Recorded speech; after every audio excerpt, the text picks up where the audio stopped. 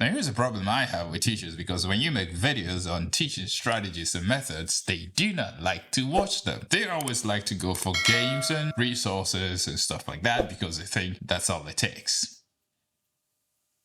Let's take it from the top.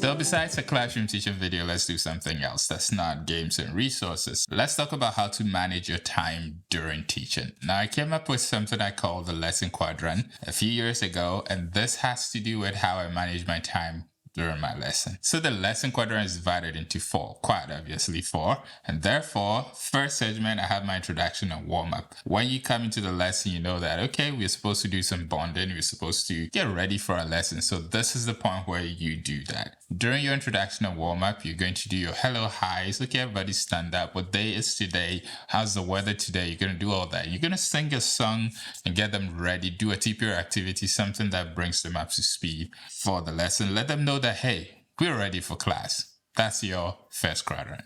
Now, second quadrant has to do with past activities or certain routines that you have in the classroom. So if we did animals like cat and dog in the previous lesson, we're going to review, go over it again. If we did something that has to do with colors in the previous lesson, we're going to do a review during this time. Also, if we have some sort of a routine, which is something I used to do in my school, which is that I will put a board in each and every class and we'll have a single color, a single letter, we'll have a single shape, and also we'll have a single number, something we review each and every day. And we'll have these four things for the whole week. So each and every day, we're going to go over the same color. We're going to go over the same shape, the same number, and the same letter for a whole week. So it was a routine that we do each and every day. And therefore, this fits into number 2 before the main lesson.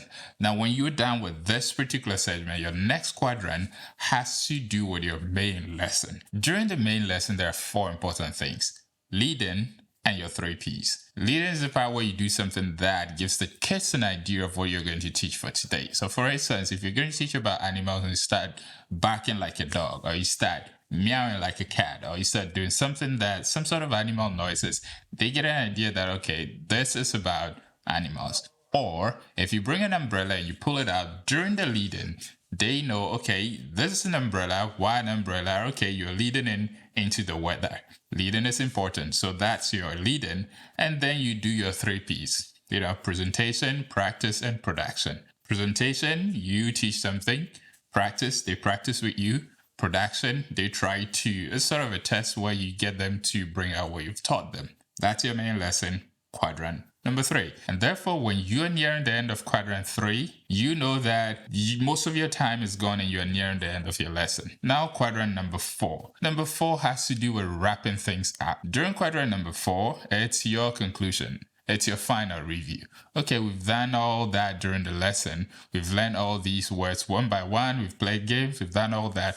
Now I'm going to take a step back and bring it all together and say, okay, we learned these 4 things. Hey guys, this is cat, this is dog, this is fish, this is a kangaroo or something like that. And then you're going to wrap it up. If there's some kind of homework, if you have to talk to the class teacher and say, hey, this is the homework, this is the video for today, then you finish that off, and then your class is over. Here are the reasons why you should do this quadrant thing. First of all, it helps you keep tightly to your time so that you're able to manage it well. Secondly, it helps you visualize your lesson and know, okay, what point in the lesson am I right now? It helps you know that, okay, you're at stage 2, you're at stage 3, and it helps you progress through your lesson. Now, the final thing I'm going to add is that when you do this lesson quadrant thing, it would help you manage your energy. Okay, so for instance, let's take a simple example. When I come into class, I do my introduction at the beginning of the class. I'm going to push in a lot of energy, pull the kids in to do an activity.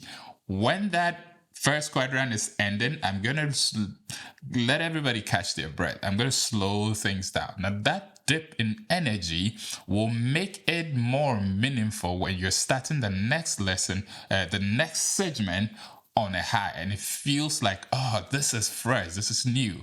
Okay, so first quadrant ends. We finish our warm-up, we catch our breath, we sit down. Then we're starting the next segment, which is a review. When I ask for more energy, they've already relaxed a little bit, and therefore they can push out again, and I can get that response from them. So this is one of the reasons why you should do this quadrant thing. So when you do this, you should assign time to each and every quadrant and every segment so that you're able to appropriately progress through your lesson. Okay, go try this out. Let me know what your feedback is. Also, please try and do me a solid, subscribe, and just click a like if this video is helpful, because it will help recommend the video to other people who might find it useful. Thank you for watching this one. I'll see you in the next one.